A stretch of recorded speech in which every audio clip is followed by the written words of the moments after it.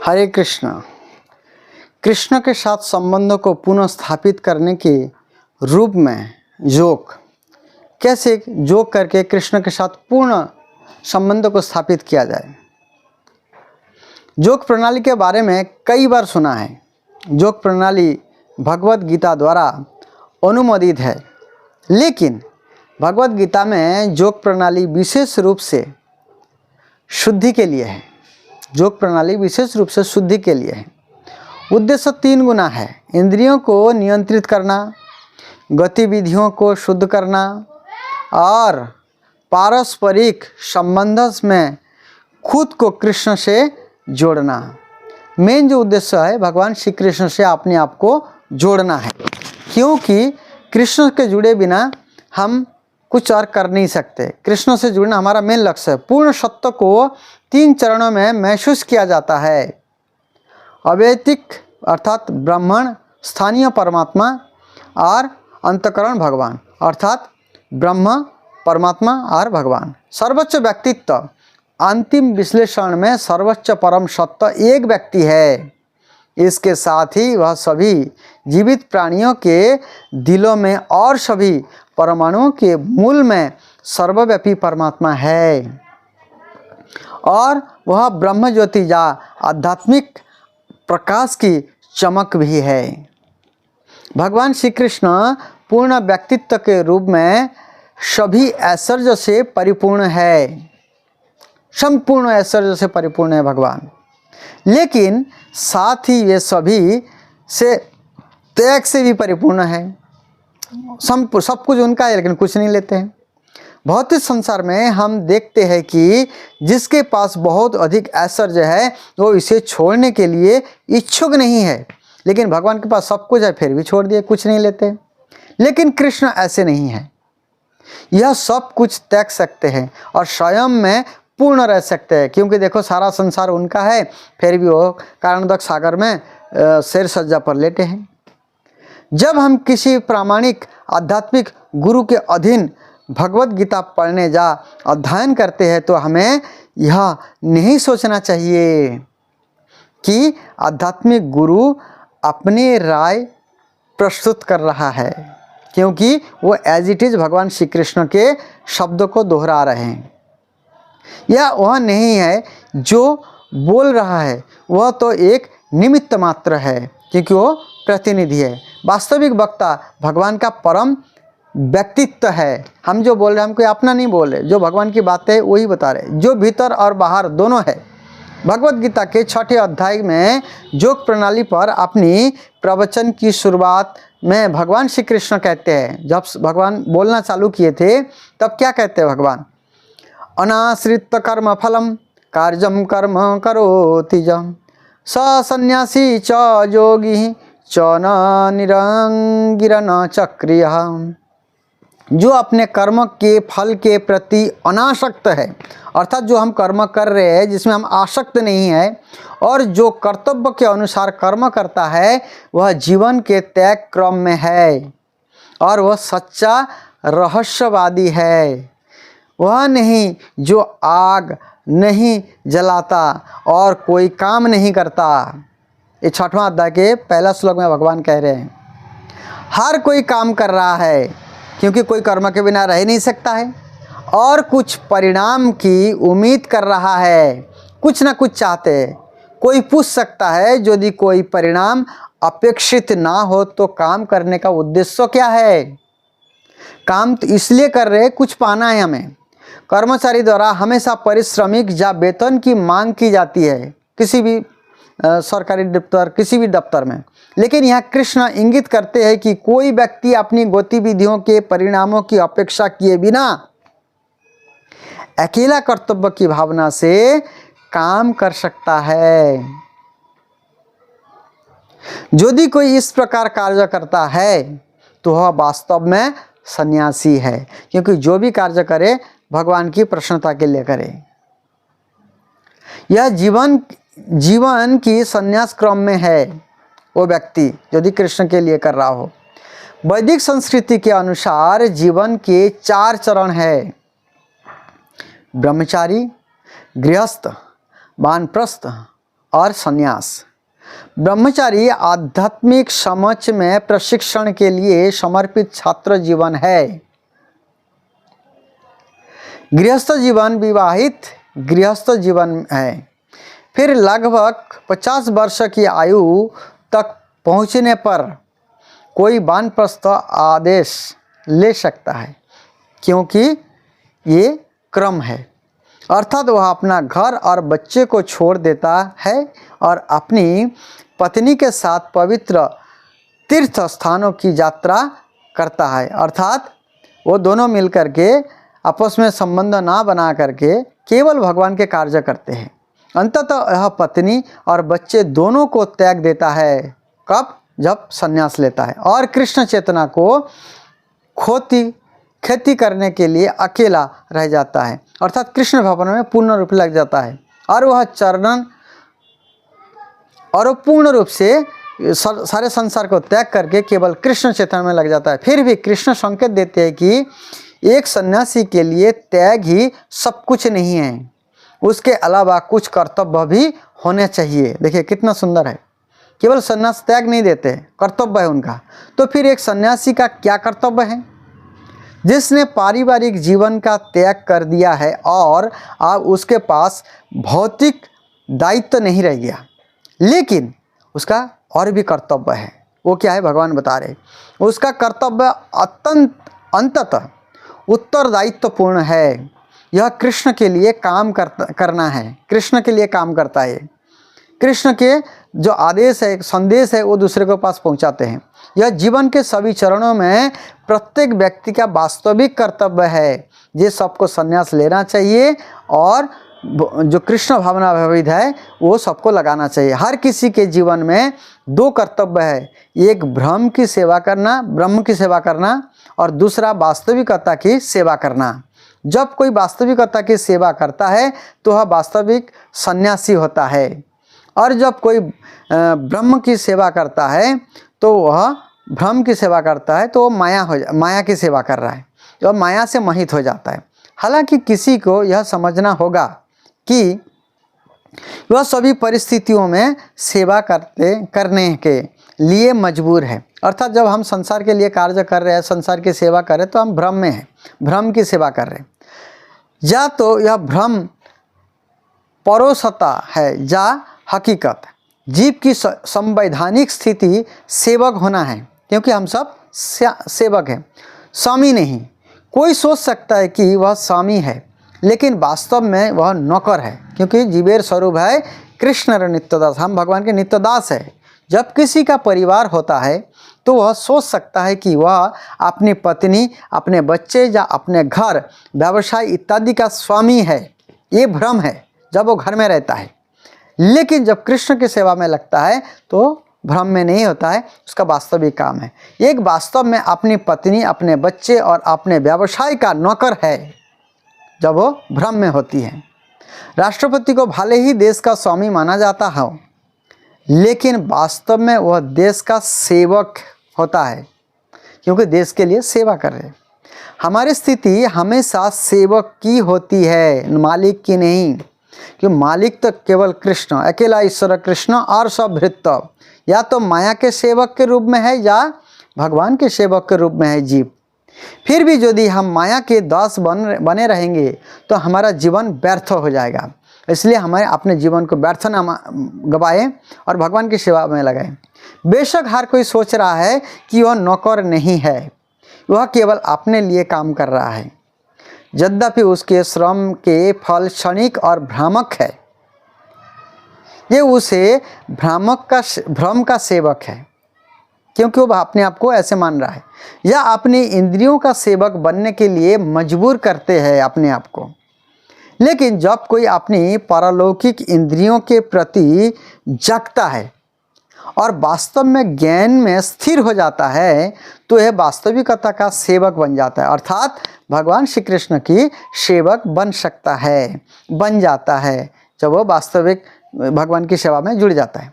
जब कोई ज्ञान के मंच पर आता है तो उसे समझ आता है कि वह हर परिस्थितियों में सेवक है, क्योंकि उसके लिए स्वामी बनना संभव नहीं है। इसलिए यह भ्रम की बजाय वास्तविकता की सेवा करने में बेहतर स्थिति में है। यही बेहतर है कि हम वास्तविक स्थिति में रहे और कृष्ण की सेवा करें, क्योंकि कृष्ण सेवा करना हमारा कर्तव्य है। जब कोई इस बात से अवगत हो जाता है तो उसे वास्तविक ज्ञान का स्तर प्राप्त हो जाता है। संन्यास से जीवन का त्याग क्रम हम उस व्यक्ति को संदर्भित करते हैं जो इस मंच पर आया है, अर्थात जो संन्यास ले लिया है। संन्यास बोध का प्रश्न है सामाजिक स्थिति का नहीं। ये सामाजिक स्थिति का नहीं, वो कृष्ण की सेवा के लिए है। कृष्ण भावना भावित बनना और कृष्ण की सेवा करना हर किसी का कर्तव्य है, हर एक व्यक्ति का कर्तव्य है, सबका अधिकार है, मौलिक अधिकार है हमारा। जब किसी को वास्तव में इसका एहसास होता है तो वह महात्मा या महान आत्मा बन जाता है। महान आत्मा ऐसे नहीं होते नाम रख देने से।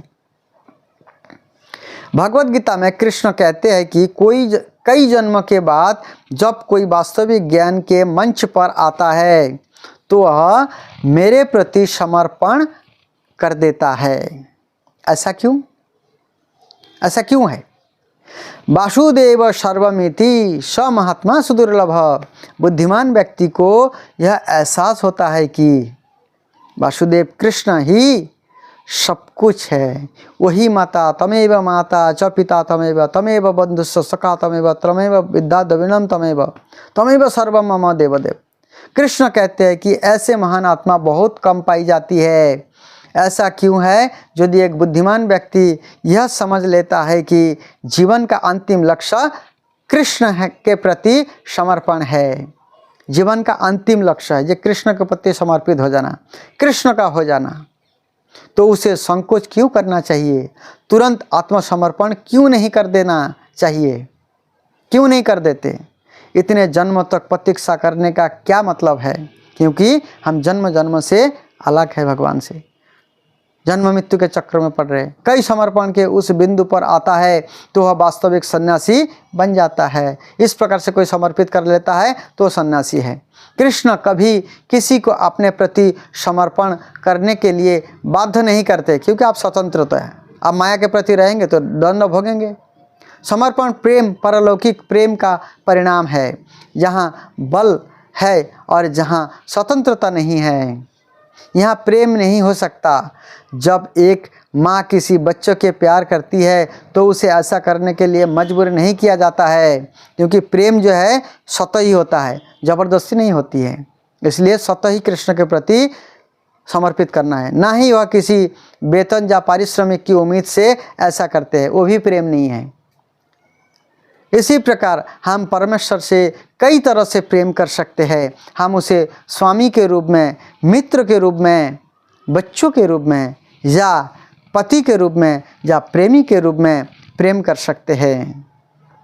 जैसे 5 प्रकार के मुख्य प्रेम हैं। बुनियादी रस का रिश्ते हैं, 5 प्रकार का रिश्ता है जिनमें हम शाश्वत रूप से भगवान से जुड़े हुए हैं। जब हम वास्तव में ज्ञान के मुक्त चरण में होते हैं तो हम समझ सकते हैं कि किसी भगवान के साथ हमारा संबंध एक विशेष रस में है। साक्ष्य, दास्य, आत्मनिवेदन, वात्सल्य, ऐसे करके 5 रस है। उस मंच को स्वरूप सिद्धि या वास्तविक आत्म साक्षात्कार कहा जाता है। प्रत्येक व्यक्ति का प्रभु के साथ शाश्वत संबंध है, चाहे वह स्वामी और सेवक, मित्र और दोस्त, माता या पिता और बच्चे, पति और पत्नी, या प्रेमी और प्रेमिका के रूप में हो सकता है। ये रिश्ते शाश्वत रूप से विद्यमान है। भगवान के प्रति हमारा ये संबंध है, हम कर सकते किसी भी रूप में प्रेम। आध्यात्मिक अनुभूति की पूरी प्रक्रिया और योग की वास्तविक पूर्णता इस रिश्ते के बारे में हमारी चेतना को पुनर्जीवित करने के लिए है। हमारी चेतना को पुनर्जीवित करने के लिए, क्योंकि है हम भूल गए थे। वर्तमान में इस भौतिक संसार में भगवान के साथ हमारा संबंध विकृत रूप से परिलक्षित होता है। भौतिक संसार में स्वामी और सेवक के बीच का संबंध धन या बल या शोषण पर आधारित होता है। प्रेम से सेवा का प्रश्न ही नहीं उठता। इस संसार में कुछ ना कुछ काम है, लेकिन प्रेम तो केवल कृष्ण से हो सकता है। स्वामी और नौकर के बीच का संबंध विकृत रूप से परिलक्षित होता है, केवल तभी तक जारी रहता है जब तक स्वामी नौकर को भगवान या भुगतान कर सकता है। जैसे ही भुगतान रुकता है, रिश्ता भी रुक जाता है। जैसे संसार में देखा जाता है स्वामी और नौकर का खेल। इसी प्रकार भौतिक जगत में मित्र के बीच संबंध तो हो सकता है, परंतु जरा सी असहमति होता है तो मित्रता टूट जाती है और मित्र शत्रु बन जाता है। अब देखिए, पत्नी इतना प्यार करते हैं, उसी से बंधन में बंध जाते हैं, फिर भी डिवोर्स हो जाता है। और माता पिता के बीच मतभेद हो जाता है तो बेटा घर छोड़ देता है और रिश्ता टूट जाता है। पिता पुत्र का संबंध भी ठीक नहीं होता। पति पत्नी के साथ भी ऐसे ही जरा सा मतभेद और तलाक हो जाते हैं। अब देख ही रहे संसार में सब प्रकार के। तो ये प्रेम नहीं है वास्तव में, और नौकर मालिक का से संबंध नहीं है, कुछ काम की वजह से है। इस भौतिक संसार में कई भी रिश्ता वास्तविक या शाश्वत नहीं है। हमें हमेशा याद रखना चाहिए कि ये क्षणभंगुर रिश्ते भगवान के सर्वोच्च व्यक्तित्व के साथ हमारे शाश्वत रिश्ते के विकृत प्रतिबिंब है, क्योंकि वो ओरिजिनल में है, ये विकृत है। हमारा अनुभव है कि शीशे में किसी वस्तु का प्रतिबिंब वास्तविक नहीं होता। जैसे पानी में आप चंद्रमा को देखते हैं, क्या वो वास्तविक है? देखने में यह असली लग सकता है, लेकिन जब हम इसे छूने जाते तो पाते हैं कि इसमें सिर्फ कांच है या जल है। हमें यह समझना चाहिए कि मित्र, माता पिता, बच्चे, स्वामी, नौकर, पति पत्नी या प्रेमी के रूप में ये रिश्ते ईश्वर के साथ हमारे रिश्ते का प्रतिबिंबित मात्र है, लेकिन ये ओरिजिनल वास्तव में नहीं है, शाश्वत नहीं है, थोड़ा सा समय के लिए है। जब हम समझ के इस मंच पर आते हैं तो हम ज्ञान के परिपूर्ण होते हैं। जब यह ज्ञान आता है तो हम यह समझने लगते हैं कि हम कृष्ण के सेवक हैं और हमारा उनके साथ शाश्वत प्रेम संबंध है, शाश्वत, इटर्नल, हमेशा के लिए, पहले था, अभी है, आगे भी रहेंगे। इस प्रेम संबंध में पारिश्रमिक का कोई सवाल नहीं है, कोई मूल्य नहीं दिया जाता है, लेकिन पारिश्रमिक निश्चित रूप से है। यह सेवा प्रदान करके हमें यहाँ जो कुछ भी कमाते हैं उससे कहीं अधिक है। वहाँ पर भी दिया जाता है, बोलते हैं इससे बहुत अधिक है, जिसका कोई तुलना नहीं किया जा सकता है। श्री कृष्ण के पारिश्रमिक की कोई सीमा नहीं है। इस संबंध में बलि महाराज की कहानी है। एक बलि महाराज जी की कथा है। बलि महाराज जी को ने भगवान ने क्या दिए थे? जो एक बहुत शक्तिशाली राजा थे बलि महाराज, जिन्होंने कई ग्रहों पर विजय प्राप्त की थी। स्वर्गीय ग्रहों के निवासियों ने उन्हें बचाने के लिए सर्वोच्च भगवान की अपील की, अर्थात भगवान के पास इंद्र जाकर के प्रार्थना किया, जी हमें बचाइए इससे, बलि महाराज से, क्योंकि उन्होंने राक्षसी राजा बलि महाराज ने जीत लिया था स्वर्गलोक। उनकी विनीत सुनकर श्री कृष्ण ने एक बौने ब्राह्मण के लड़के का रूप धारण किया, अर्थात वामन भगवान के रूप में आए। फिर बलि महाराज के पास जाकर के 3 पग भूमि मांगे। बोले, प्रिय राजा, मुझे आपसे कुछ चाहिए। आप एक महान राजा है और ब्राह्मणों को दान देने के लिए प्रसिद्ध है। भगवान ने छल किए बलि महाराज जी के साथ, उनसे छल करके भगवान ने इंद्र को राज्य दिए। तो क्या आप मुझे कुछ देंगे? बलि महाराज ने कहा, तुम जो चाहोगे मैं तुम्हें दूंगा। बलि महाराज कहते हैं कि वो महान राजा थे और बहुत दानी थे और यज्ञ भी कर रहे थे उस समय, इसलिए दान देना जो है उनका कर्तव्य भी था। उस लड़के ने कहा, ये 3 पग जमीन चाहिए उसे, ये मुझे केवल 3 पग जमीन चाहिए। बलि महाराज ने बोला, क्या चाहिए? बोला, मेरे को 3 पग जमीन चाहिए। तो राजा ने उत्तर दिया, और ज़मीन के इतने छोटे छोटे जो टुकड़े का आप क्या करोगे? मतलब 3 पैर ज़मीन लगे, कि छोटा छोटा पैर था। तो बलि महाराज बोले, क्या करोगे इसका? हालांकि वो छोटा हो सकता है, यह मेरे लिए पर्याप्त होगा। तो महाराज ने बोले, लड़का मुस्कुराया। बलि महाराज के बातों को सुन करके, क्योंकि वो समझ नहीं पा रहे थे। बलि महाराज तो सामने जो देख रहे थे वही विश्वास कर रहे थे। बलि महाराज सहमत हो गए और बौने लड़के ने 2 कदम उठाए और पूरे ब्रह्मांड को माप लिया। फिर उन्होंने बलि महाराज से पूछा कि वह अपना तीसरा कदम कहाँ रखेगा। तब और बलि महाराज ने यह समझते हुए कि भगवान उन पर अपनी कृपा दिखा रहे हैं या भगवान उनके ऊपर कृपा कर रहे हैं, उनके समस्त यज्ञों का फल प्रदान कर रहे भगवान। तो बलि महाराज ने उत्तर दिया, मेरे प्रिय भगवान, मैंने आप सब कुछ खो दिया, जो मेरा था मैंने दे दिया, लेकिन अब मैं बचा हुआ हूँ। मेरे जो संपत्ति आपने ले लिया, लेकिन जो मैं हूँ अभी तक मैं बचा हुआ हूँ, इसलिए कृपा पूर्वक आप मेरे सिर पर अपना तीसरा चरण रखिए। तब भगवान श्री कृष्ण मुस्कुराते हैं और बलि महाराज के ऊपर तीसरा चरण रखते हैं और कृपा करते हैं। तब भगवान श्री कृष्ण बलि महाराज से बहुत प्रसन्न हुए और उन्होंने पूछा, आप मुझसे क्या चाहेंगे। बलि महाराज ने कहा, मुझे आपसे कभी कोई उम्मीद नहीं थी, लेकिन मैं समझता हूँ कि आप मुझसे कुछ चाहते थे और अब मैंने आपको सब कुछ दे दिया है, बलि महाराज कहते हैं। इसलिए अगले मनवंतर में बलि महाराज जो है वो स्वर्गलोक का राजा बनेंगे। फिर स्वर्गलोक के राजा को बलि महाराज का संपत्ति ले जा करके दिए, उनको राजा बनाए। तब प्रभु ने कहा, लेकिन मेरी ओर से मेरे पास तुम्हारे लिए कुछ है। मैं आपको दरबार में सदैव आदेश वाहक सेवक बनकर रहूँगा। भगवान ने उनको ये वर दिए।